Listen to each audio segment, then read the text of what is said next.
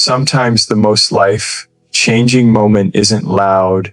It's the quiet realization that no one is coming to hand you permission to live. You either keep waiting, or you finally stand up and claim the life that's been calling your name all along. Confident women choose that moment. They stop asking for approval and start becoming unstoppable.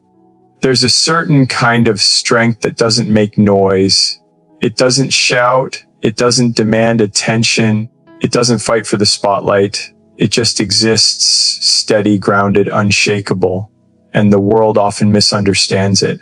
People think power needs volume, force, aggression. But the truth is far simpler, far deeper. Silence is one of the strongest forms of power a human being can hold.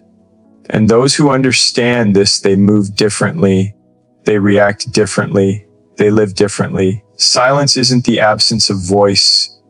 It's the presence of self-control. It's the moment you choose clarity over chaos, dignity over drama, peace over proving anything. Because sometimes the greatest battles aren't won with fists or words. They're won by refusing to become what's trying to provoke you. I once watched a woman handle a moment that should have broken her confidence. People were coming at her from every direction, accusations, assumptions, noise, all of it trying to shake her spirit. And all she did was breathe. She didn't defend herself. She didn't rush to explain. She didn't fight for approval. She simply stood there with a quiet strength that made the entire room uncomfortable. Not because she was weak, but because she wasn't participating in their chaos. And when you don't join the chaos, you expose where the real weakness is. Suddenly, the noise around her started to fall apart. People realized their aggression held no power. The room shifted not because she raised her voice, but because she didn't. That's the thing about silence. It disarms, it unsettles, it forces truth to surface without you saying a word. When you choose silence, you give the other person nothing to push against. They're expecting fire, and when you offer calm, they have to face themselves. And that can be terrifying for them. Silence doesn't mean you don't care. It doesn't mean you're powerless. It means you're choosing not to waste your energy on something that won't matter tomorrow, or something that doesn't deserve a piece of your spirit. So many people react instantly, emotionally, explosively. They throw their peace away like it has no value, but the ones who truly know themselves, they don't. They understand that not every insult requires a response. Not every misunderstanding deserves a speech. Not every conflict needs to pull them in. There's a kind of wisdom in stepping back and allowing time to reveal what your words never could. When someone tries to provoke you, silence tells them, I'm not playing this game. When someone underestimates you, silence says, you'll understand in time. When someone lies about you, silence whispers, the truth doesn't need me to shout for it.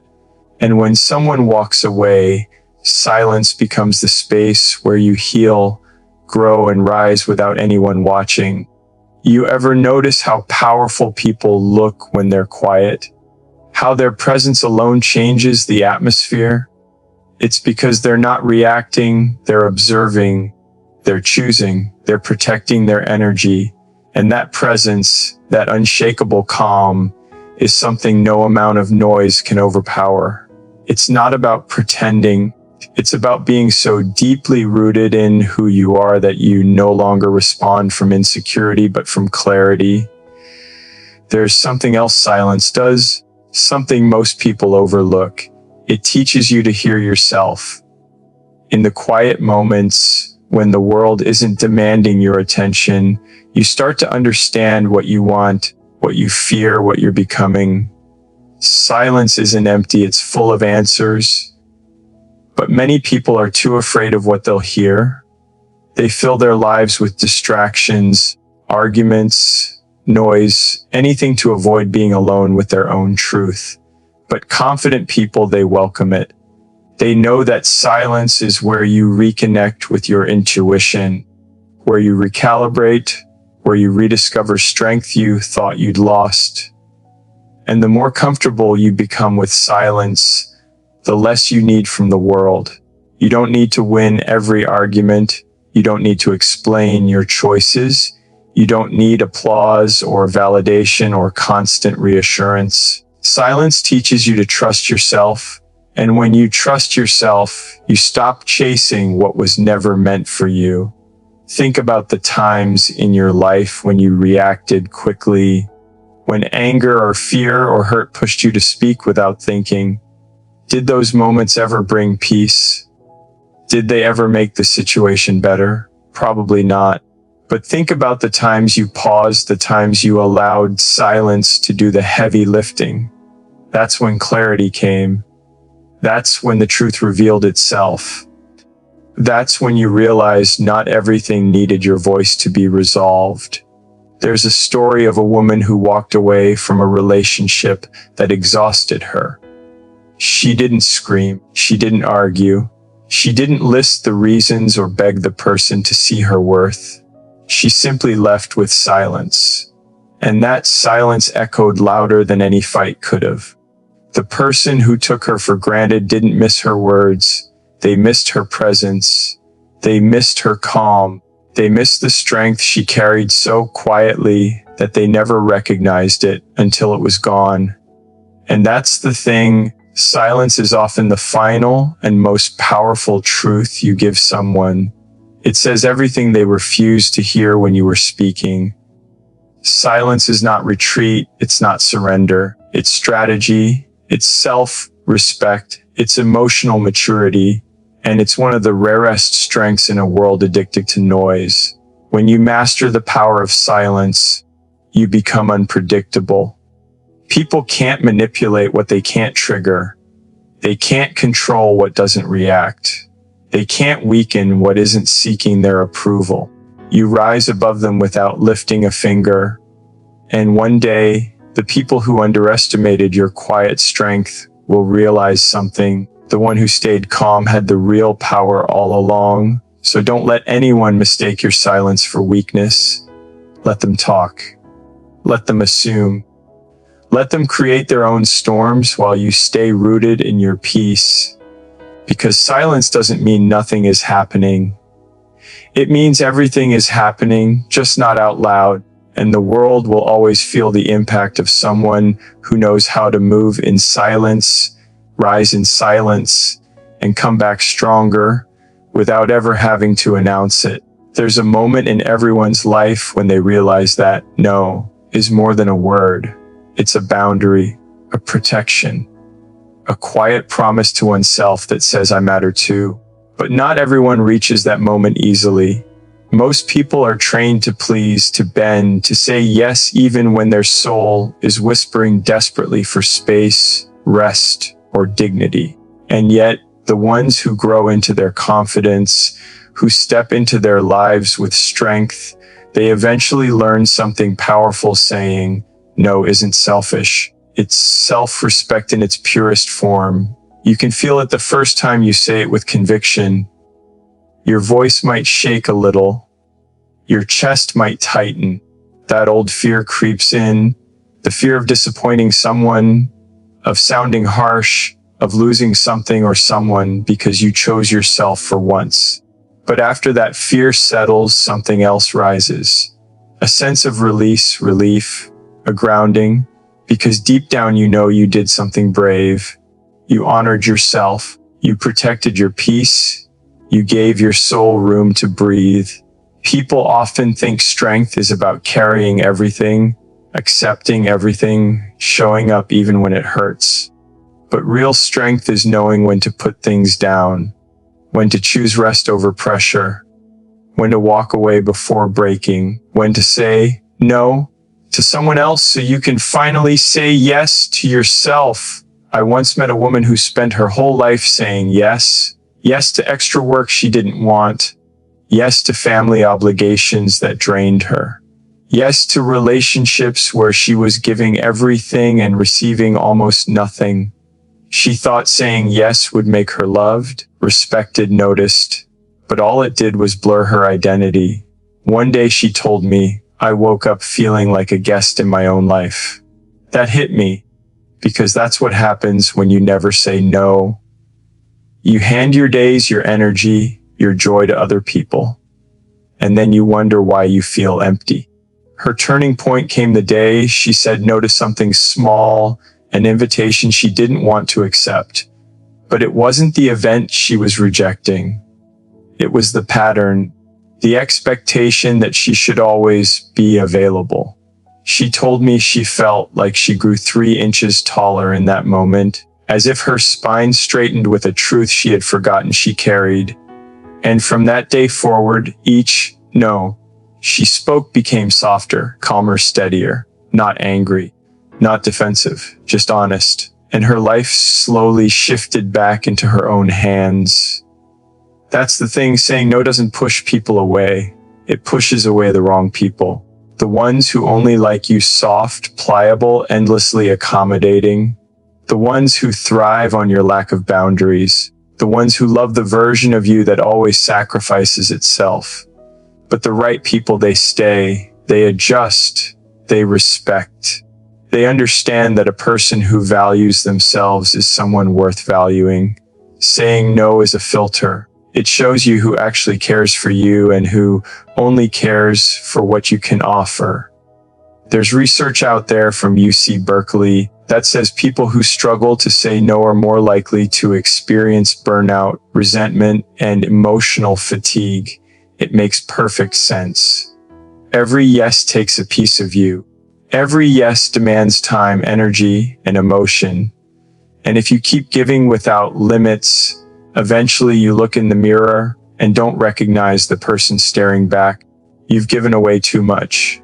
But a no, a simple, intentional no, can bring you back to yourself.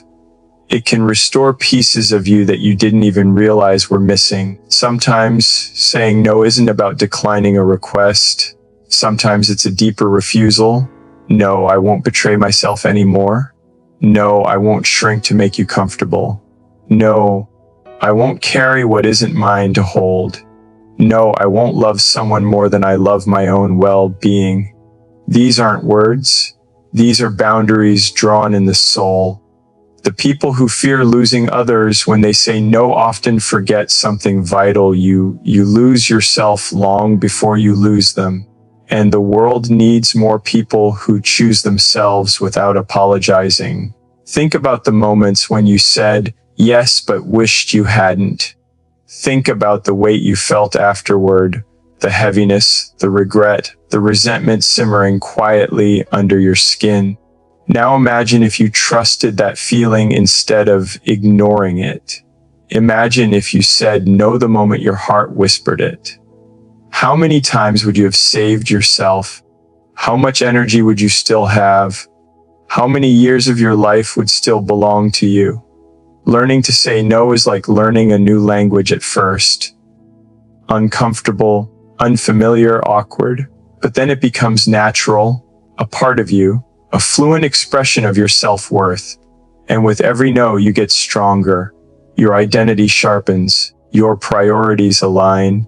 Your relationships shift into clarity. Some fade, some flourish, but all reveal their truth. A woman once shared a story about leaving a job where she was constantly exploited. They relied on her inability to say no. They knew she'd pick up the slack, work late, sacrifice her weekends, carry the team on her back, and it worked until it didn't. One day, exhausted and frustrated, she walked into her boss's office and said one word, no. No to staying late, no to extra duties, no to being taken for granted. Her boss was shocked. He didn't recognize her voice, but she did. It was the voice she should have been using all along. She later told me, the day I said no was the day I came back to life. Sometimes that's exactly how it feels. People forget that no is also a complete sentence. It doesn't need a paragraph, an apology, or an explanation. You're not responsible for managing how others feel about your boundaries. You're responsible for honoring them. And when you start honoring them, something beautiful happens. Your life gets quieter, lighter, more intentional. You stop living on autopilot and start living with purpose. You stop rushing from obligation to obligation, and you start choosing what genuinely fulfills you. You start giving from a place of abundance instead of depletion. Saying no is a form of self-love. It's choosing peace over pressure. It's choosing authenticity over approval. It's choosing yourself in a world that constantly asks you to choose others first. And when you master that, you don't become colder. You become clearer. You don't become selfish. You become self-aware. You don't become distant. You become aligned with who you truly are. Your no is not a rejection of others. It's a protection of your own heart. It's a reminder that your life belongs to you. And anyone who truly cares about you will never fear that word. They'll respect it. They'll understand it. They'll value you more because of it. So let no become your quiet revolution, the simple, powerful act that brings you back home to yourself. There's a moment in life when you finally realize that being alone isn't the enemy.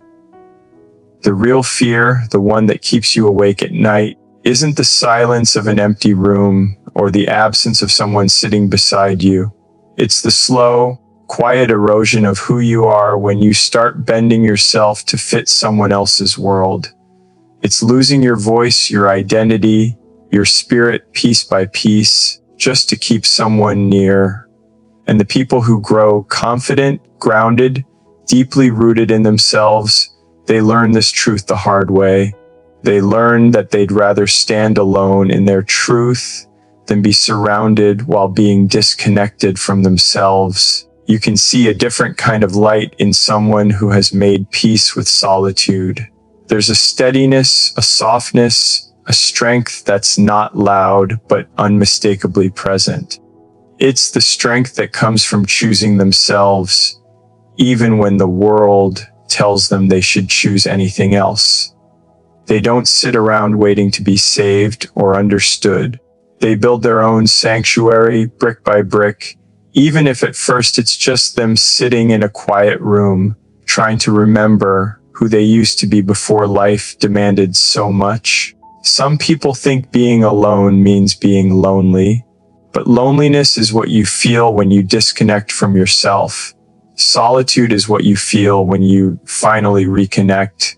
There's a woman I once knew who spent years surrounded by people, friends, coworkers, a partner who drained her without even noticing. She was never technically alone, but she was lonely every single day. She kept giving pieces of herself away just to keep the peace, just to avoid abandonment, just to keep a version of love that never really felt like love. The moment she stepped away, the moment she finally chose to be alone instead of half existing for someone else, something remarkable happened. She didn't fall apart like she feared. She expanded. She grew. She breathed for the first time in years. She told me, "I realized I wasn't afraid of being alone. I was afraid of who I'd become if I didn't leave." And that's the truth so many people never learn. You don't lose yourself all at once. You lose yourself quietly, in small compromises, in silenced opinions, in the way you smile through discomfort because you don't want to upset anyone, in the nights you sit with your thoughts and feel like a stranger in your own life. Being alone doesn't break you. Staying somewhere that demands you betray yourself, that breaks you. The people who embrace solitude are not cold, distant, or detached. They're just people who have finally understood that their identity is not a price to pay for companionship. They don't need someone beside them to feel whole. They know that wholeness comes from within, from the dreams they build, the peace they protect, the boundaries they honor. They know that their life is their own, and they refuse to trade that for temporary comfort. You can sense their confidence when they walk into a cafe and sit alone, not because no one's with them, but because they genuinely enjoy their own presence. You see it when they travel solo, exploring the world, not waiting for someone to validate the experience. You see it when they say no to relationships that don't grow with them, when they walk away from situations that dim their light, when they choose quiet nights over chaotic company. They're not running from people. They're protecting the parts of themselves that took years to rebuild. There's a peace that comes from knowing you can stand on your own. A peace that comes from trusting your own company enough not to settle for less than you deserve. And once someone learns that peace, once they feel it fully, they become unstoppable, because you can't manipulate someone who isn't afraid of being alone. You can't control someone whose worth isn't tied to another person's presence. You can't scare someone into staying small when they've already tasted what it's like to live freely. Society tries to convince people that being alone is a sign of lacking, that if you're not constantly surrounded, constantly in a relationship, constantly available, something must be wrong. But the truth is, solitude is where you meet yourself again. It's where you examine your heart, your wounds, your desires. It's where you allow yourself to break, heal, and rise without an audience. It's where you stop pretending. It's where you stop apologizing. It's where you learn what kind of life you actually want. Some of the most important realizations are born in moments of solitude. When the noise fades and the world quiets down, you finally hear the questions echoing inside. Am I living the life I want? Am I loving myself the way I deserve? Am I staying somewhere just to avoid being alone? Those questions don't come when you're surrounded by distractions. They come when you're brave enough to sit with your own soul. There's a young man I once knew who stayed in a relationship long after it stopped nurturing him. He was terrified of the silence that would come if he walked away, terrified of having no one to text at night, no one to call, no one waiting for him. But that fear kept him trapped in something that drained him. One day he finally left. He told me the first week felt like standing in an empty room with no doors, just echoes. But over time, he started hearing something else, peace, his peace. He realized that the silence he feared was actually space for new beginnings, new dreams, a new version of himself he had forgotten existed. Being alone is not a punishment. It's an invitation to rebuild, to rediscover, to reclaim. And the people who understand this don't fear solitude. They respect it. They honor it. They use it as a tool to reconnect with themselves and their purpose. They don't jump into relationships out of desperation. They don't cling to friendships out of habit. They don't stay in situations that shrink them. They move with intention because they know who they are when the world gets quiet. And that's why they're unshakable. You can take away their comfort, their routines, their surroundings, but you can't take away their sense of self. They've built it too carefully, too consciously, too intentionally. They've learned that losing themselves is the real danger, losing their voice, losing their boundaries, losing their truth, and they refuse to let that happen again. So they walk alone when necessary. They choose solitude when needed. They let go when the cost of holding on is their own identity. They don't fear empty rooms or silent nights. They fear waking up one day and realizing they abandoned themselves for company that wasn't worth keeping. And the beautiful thing is, once you stop fearing being alone, you stop settling, you stop chasing, you stop shrinking, you start living. And the world feels different, not because anything changed, but because you did. You returned to yourself. You remembered your worth. You reclaimed your life. And in that quiet, powerful transformation, you discover something extraordinary. Being alone isn't the void you once thought it was. It's the place where you realize you were never really empty. You were just waiting to meet the person you were meant to become. There's a quiet kind of strength that doesn't always get recognized, a strength that doesn't look like dominance or sharp words or rigid walls built to keep the world out. It doesn't roar, it doesn't demand applause. It shows up in soft gestures, gentle choices, and the courage to be warm in a world that often feels cold. People sometimes mistake kindness for weakness because they don't understand what it takes to remain gentle when life has given you every reason to harden. But those who carry kindness like a steady flame, they know exactly what they're doing. They know kindness is not a soft spot. It's not a vulnerability to exploit. It's an intentional, conscious, powerful form of strength. It takes strength to be kind when someone speaks with impatience. It takes strength to stay calm when someone else is trying to trigger your anger. It takes strength to offer compassion in moments where closing off would be easier.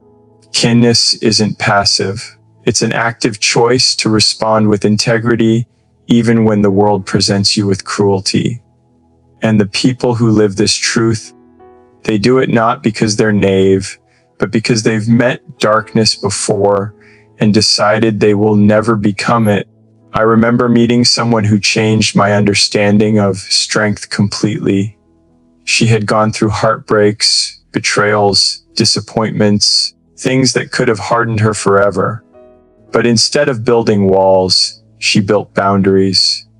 Instead of bitterness, she cultivated empathy. People would assume her softness meant she could be taken advantage of, but they learned quickly that kindness and weakness are worlds apart.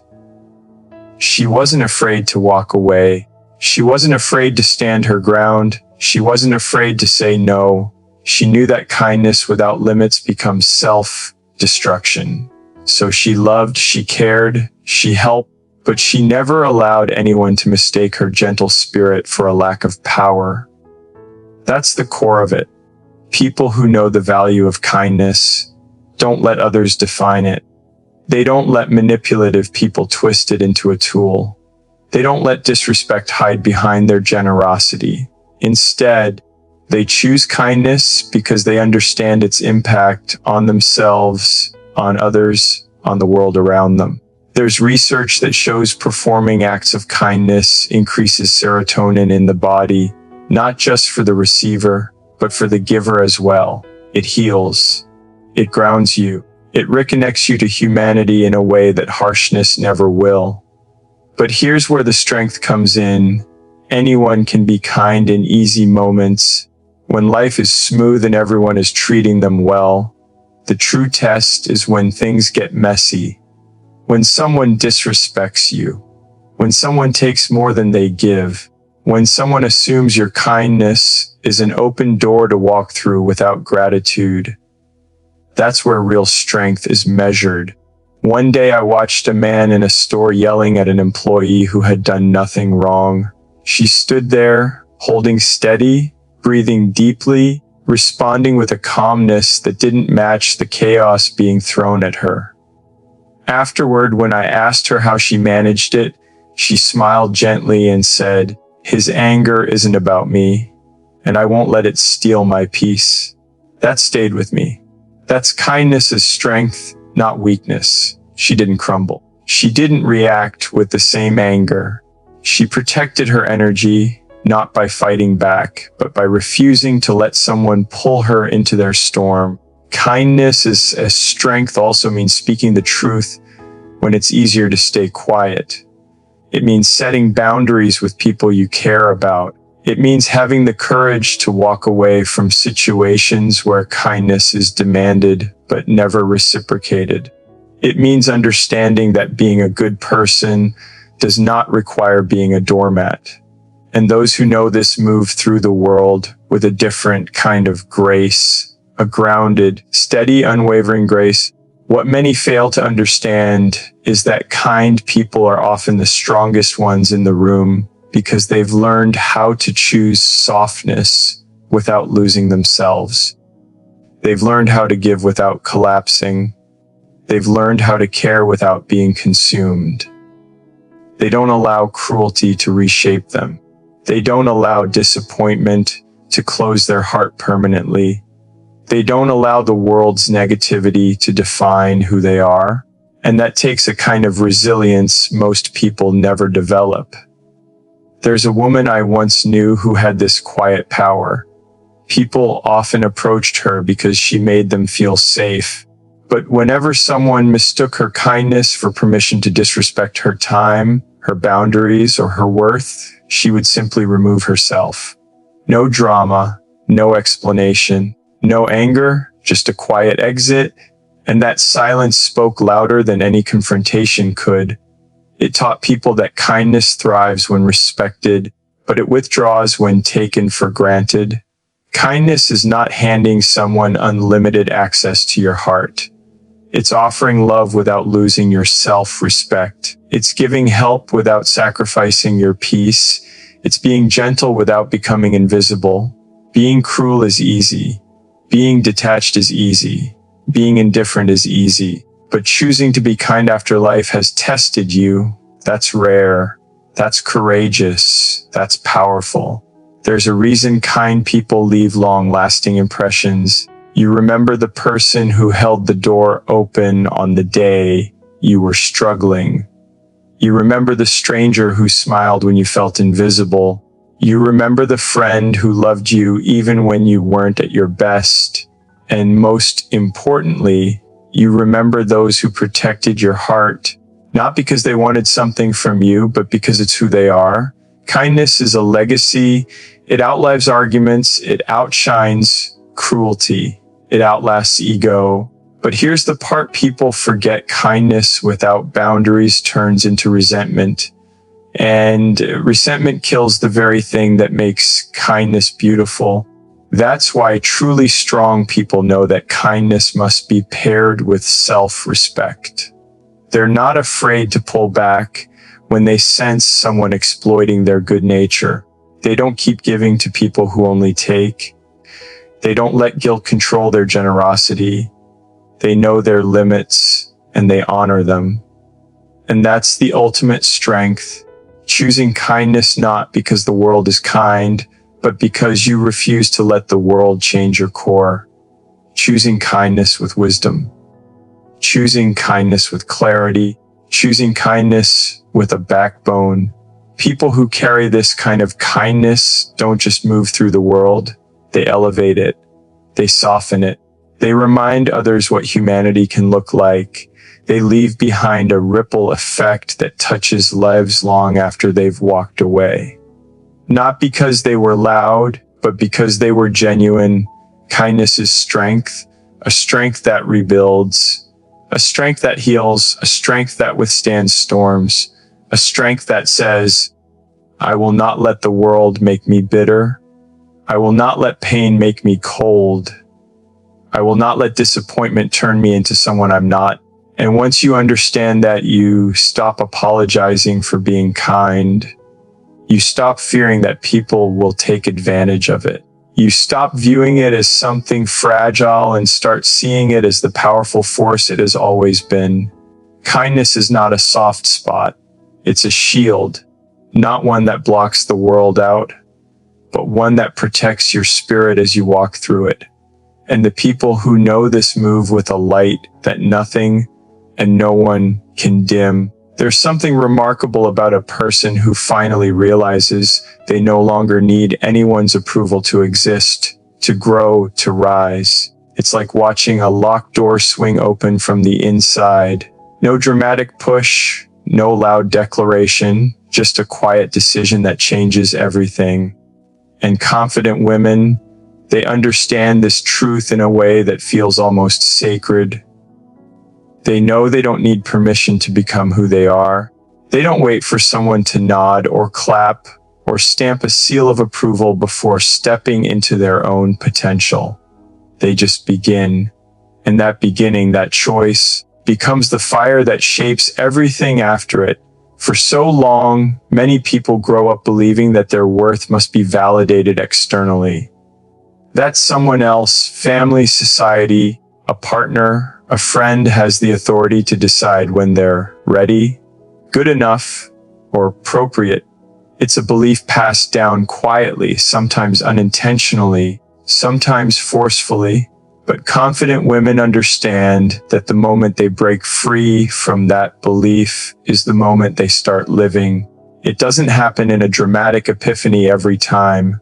Sometimes it happens in a small room, late at night, staring at a ceiling as a thought whispers in. Sometimes it's after a heartbreak or a betrayal or a moment where they finally get tired of being told who to be. I once met someone who told me that the moment she stopped waiting for permission wasn't during some major life event. It was while standing in a grocery store aisle, holding a box of hair dye. She'd spent her whole life being told what was acceptable, what was too much, what was not for her. And as she held that box, she realized she'd never chosen anything for herself. Not a color, not a dream, not even a direction. She walked out of that store and made a vow, no more waiting. That small decision spiraled into something bigger. She went back to school. She left a job that broke her spirit. She started writing again, and she told me she'd never felt more alive. That's what happens when you stop waiting for permission. You return to yourself. Confident women understand that their identity doesn't need approval to be real. They don't ask the world, "Is this okay?" They ask themselves, "Does this feel true?"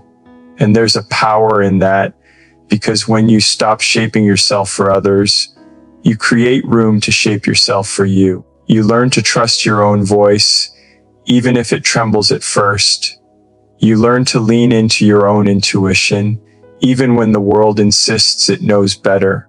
You learn that sometimes the most radical act is simply choosing yourself. And sure, this world can be loud. Everyone has an opinion about how you should dress, how you should love, how you should speak, how you should dream. But confident women aren't afraid of that noise. They've learned to filter it.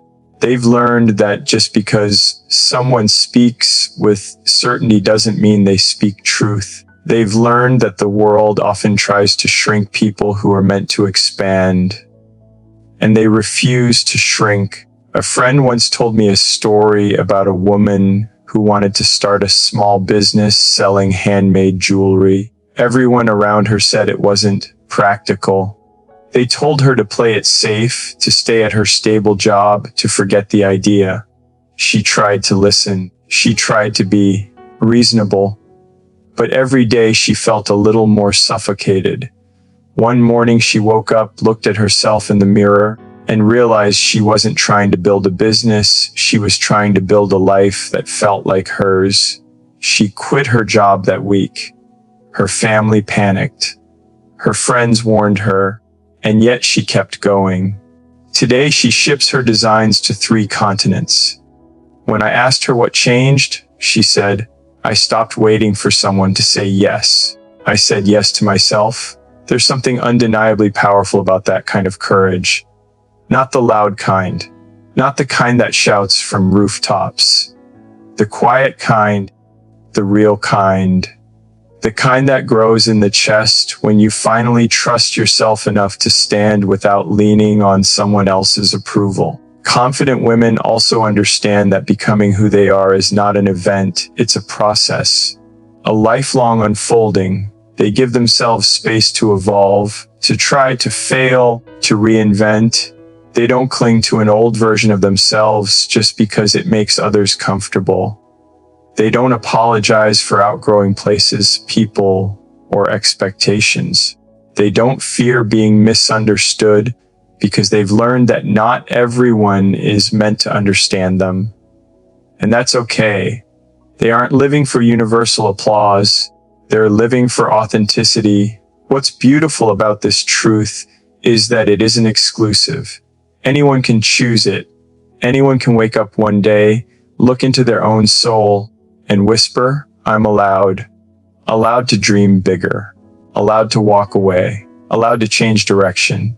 allowed to heal, allowed to love differently, allowed to start again, allowed to take up space, allowed to be exactly who they are becoming. The world changes when people stop waiting for permission. It shifts, it softens, it opens. Not because the world suddenly becomes kinder, but because you finally stop seeking validation from it. You begin to write your own rules. You begin to move with intention, not fear. You begin to exist in a state of self-acceptance that can't be taken away by anyone else's doubt or criticism. And that's where the real strength lies, not in rebellion, not in defiance, but in the quiet certainty that you are allowed to exist fully without shrinking to fit someone else's script. Confident women know this. They don't ask the world who they're allowed to be. They decide, they create, they evolve, they rise. And in doing so, they show others, sometimes without even realizing it, that permission was never required in the first place. You don't need it either. In the end, everything comes down to one truth. The moment you stop waiting for permission is the moment you begin to breathe with your whole soul. Confident women don't become who they are because the world opened a door for them. They become who they are because they chose to walk through it anyway. They trust their voice, honor their path, and rise without needing anyone to validate the steps they take. And if there's anything to take with you, let it be this: you are allowed to evolve, to dream, to change, to begin again. Your life was never meant to be lived according to someone else's script. It's yours. And the world shifts the moment you finally decide to live it as if you believe that.